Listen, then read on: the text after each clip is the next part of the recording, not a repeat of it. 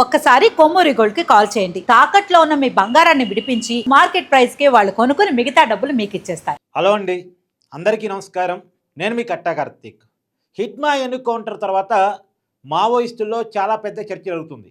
హిడ్మాని కావాలని పోలీసులు కాల్చి చంపారు, అది ఎన్కౌంటర్ కాదు అనేటువంటిది బలంగా నొక్కి చెప్తున్నారు మావోయిస్టు సానుభూతిపరులు కూడా. ఒకవైపు లేఖల ద్వారా ప్రజలకి సందేశాలు పంపిస్తున్నారు, లేఖల ద్వారా బీజేపీతర పార్టీలకు లేఖలు పంపిస్తున్నారు. తెలంగాణ ముఖ్యమంత్రి రేవంత్ రెడ్డి గారికి కూడా మావోయిస్టులు లేఖ రాశారు. మావోయిస్టుల మీద జరుగుతున్న దమనకాండను ఆపాలి, కేంద్రం మీద ఒత్తిడి తీసుకురావాలి, ఆపరేషన్ కగారు పేరుతోటి ఇష్టారాజ్యంగా కాల్చి చంపుతున్నారు అనేటువంటిది మావోయిస్టులు ఇప్పటికే రేవంత్ రెడ్డి గారికి లేఖ రాశారు. ఇంకో పక్కన హైదరాబాదులో ఉండేటువంటి ఒక సామాజిక కార్యకర్త ఆమె సుప్రీంకోర్టులో కేసేశారు. కావాలని హిడ్మాని కాల్చి చంపారు అనేటువంటి పేరు, అంటే దాని మీద జ్యుడిషియల్ ఎంక్వైరీ జరగాలని చెప్పేసి ఆమె పిటిషన్ దాఖలు చేశారు. దాని మీద విచారణ జరుగుతూ ఉంది. ఏది ఏమైనా మావోయిస్టులు మాత్రం హిడ్మా ఎన్కౌంటర్ తర్వాత గట్టిగా రగిలిపోతున్నారు అనేటువంటి విషయం మనకు అర్థమవుతూ ఉంది. పదే పదే ఎప్పుడూ లేని విధంగా లేఖ రిలీజ్ చేస్తూ ఉన్నారు. వాళ్ళ ఉద్దేశం ఏంటంటే హిడ్మాని కావాలని చంపేశారు. రెండోది ఏంటంటే హిడ్మా ఎన్కౌంటర్ తర్వాత మావోయిస్టు ఉద్యమం చాలా పెద్ద దెబ్బ జరిగింది. గత సంవత్సర కాలంగా ఆపరేషన్ కగారు పేరుతో కొంత వందలాది మంది మావోయిస్టులను కేంద్ర ప్రభుత్వం సాయుధ బలగాల ద్వారా ఏరివేసింది. ప్రధానంగా డిఆర్జీ గ్రూప్ ద్వారా. డిఆర్జీ గ్రూప్ అంటే వీళ్ళు మాజీ మావోయిస్టులు, ఆదివాసీలు, గిరిజనులు, అడవి మీద పూర్తిగా అవగాహన ఉన్నటువంటి వ్యక్తులు. అంటే బయట నుంచి వచ్చే కేంద్ర బలగాలు కాకుండా ఈ డిఆర్జీ గ్రూప్ ఎవరు, మావోయిస్టు పార్టీ నుంచి లొంగిపోయినటువంటి వాళ్ళని, అక్కడే ఉన్నటువంటి ఆదివాసీని రిక్రూట్ చేసుకొని ఈ గ్రూప్ను పెట్టుకుంటారు. ప్రధానంగా మావోయిస్టుల్ని ఏరివేస్తుంది ఈ గ్రూపే. వీళ్ళకి అడవి మీద పూర్తి అవగాహన ఉంటుంది.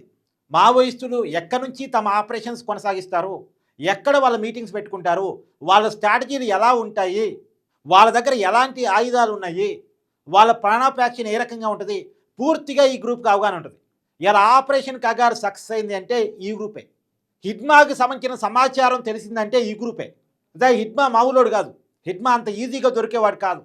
హిడ్మా మీద ఎప్పటి నుంచో కోటిన్నర రివార్డు ఉంది, ఎప్పటి నుంచో ఉంది.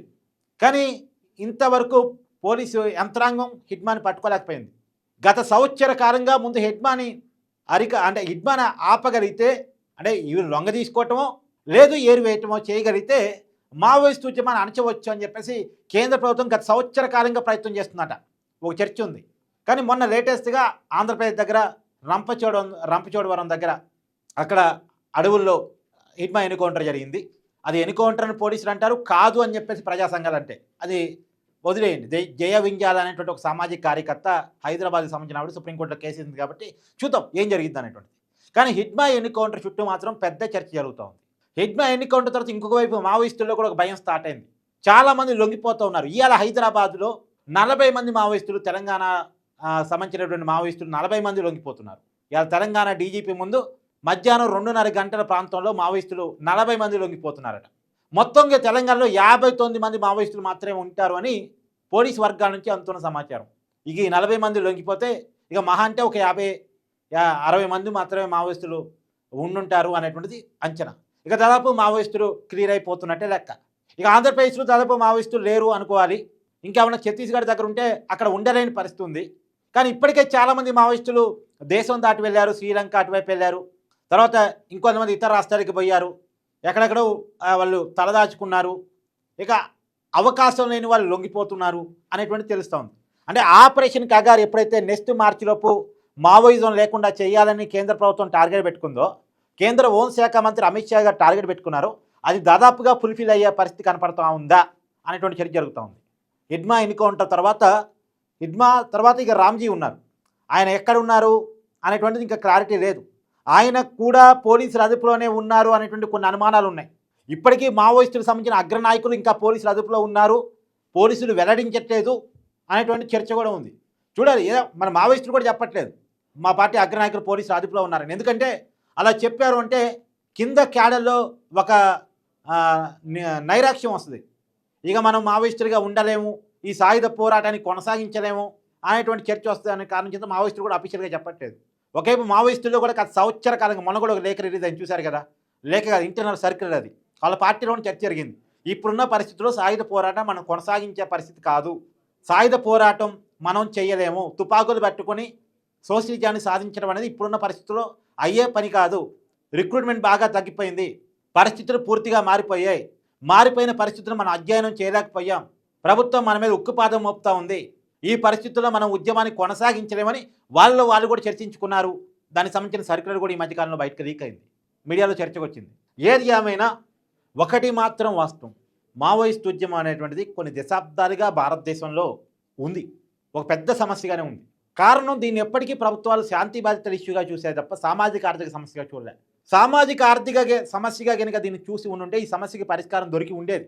ఒక విషయం ఆలోచించండి, లక్షలాది మంది పోలీసులు, వేలాది మంది బలగాలు అత్యాధునిక ఆయుధాలతో మావోయిస్టుల మీద యుద్ధం చేస్తున్న మావోయిజం ఎంతో కొంత ఇంకా మిగిలి ఉంటుంది అంటే, ఇంత పెద్ద ఎత్తున కేంద్ర ప్రభుత్వం దృష్టి పెట్టి ఫైట్ చేస్తున్నా ఇంకా మావోయిజం మిగులుతుంది అంటే, ప్రాణాలు పోతున్నాయి అని తెలిసినా సరే ఇంకా తుపాకులు పెట్టుకుని పోరాడే వాళ్ళు ఉన్నారు అంటే సమస్యకి మూలం ఎక్కడుంది?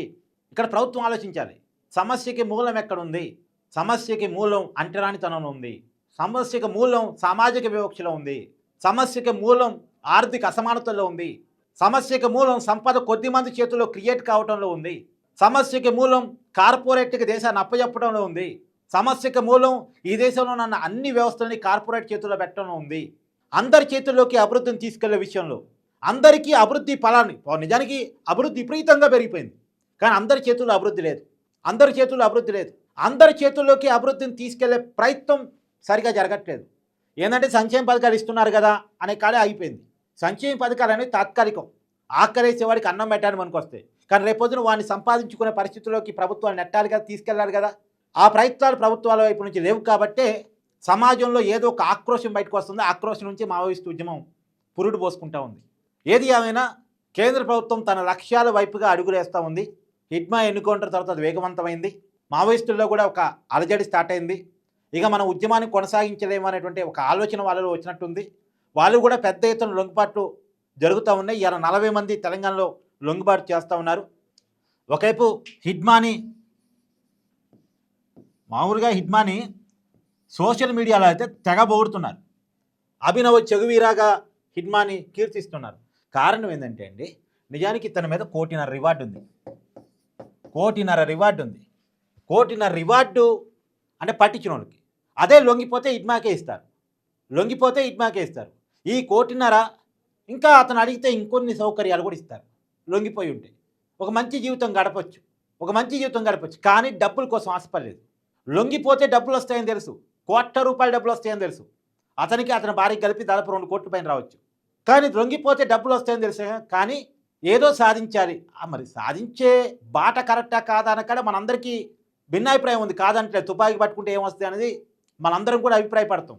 కానీ అతను నమ్మిన కమిట్మెంట్ తోటి వివక్ష లేని సమాజం కావాలి, అసమానత లేని సమాజం కావాలి, అందరూ బతకగలిగే సమాజం కావాలి, జరుగుతున్న అభివృద్ధిని అందరూ అందుకోగలిగే సమాజం కావాలని చెప్పేసి అతను చేస్తున్న పోరాటం ఏదైతే ఉందో ఆ సమాజం కోసం అతని సోదరుడు చనిపోయాడు, అతనికి కూడా చావు దగ్గర పడుతుందని తెలుసు, అతనితో పాటు అతని భార్య కూడా చనిపోయే అవకాశం ఉందని తెలుసు, అయినా సరే సమాజం కోసం ప్రాణాలు అర్పించడానికి ఏమాత్రం వెనకాలేదు అనేటువంటిది అతని మీద ప్రజల్లో ఉన్న సానుభూతి. ఎవరి కోసం చనిపోయాడు? అంతిమంగా ప్రజల కోసమే కదా. ఏంటి హిడ్మాకి చనిపోవాల్సిన అవసరం ఎందుకు వచ్చింది? అతను చనిపోవటం వల్ల మంచి ఏం జరిగింది అనేది పక్కన పెట్టండి, కానీ ఆయన ఉద్దేశం ప్రజల కోసమేగా పోరాటం చేసింది. కాకపోతే ఆ పోరాడే దారి కరెక్ట్ కాదు, అలా చేస్తే వల్ల ఉపయోగం ఉండదు అనేది మనం చెప్పేది. అలా చేసిన దానికంటే ప్రజల్లో ఉండి ప్రజలను చైతన్యం చేసి ప్రజల్లో ఆలోచన కల్పించి ప్రజల్లో ఉద్యమాలు నిర్మించగలిగితే బాగుంటుంది అనేటువంటిది మనం చెప్పాలి. ఏదేమైనా హిడ్మా ఎన్నుకౌంటర్ తర్వాత ఇటు మావోయిస్టులు అలజడి స్టార్ట్ అయింది. దాదాపు కేంద్ర ప్రభుత్వం నిర్దేశించుకున్న లక్ష్యాన్ని తగ్గట్టు ఈ నెల అంటే ఇంకా అయిపోతుందిగా, డిసెంబర్ అయిపోతుంది కదా, ఇక 2026 మార్చి కల్లా మావోయిజం లేకుండా చేస్తామనేటువంటి అమిత్ షా ప్రతిజ్ఞ ఏదైతే ఉందో అది నెరవేరుతుందా అనేటువంటిది మాత్రం రాబోయే కాలంలో చూడాలి. మీ అభిప్రాయాన్ని కూడా కామెంట్ రూపంలో తెలియజేయండి. అసలు హిడ్మా ఎన్కౌంటర్ మీద మీరేమనుకుంటున్నారు? మావోయిస్టుల లొంగుబాటు మీద మీరేమనుకుంటున్నారు? మావోయిస్టుల మీద మీ అభిప్రాయం ఏంది అనేటువంటిది కూడా కామెంట్ రూపంలో తెలియజేయండి. Thank you.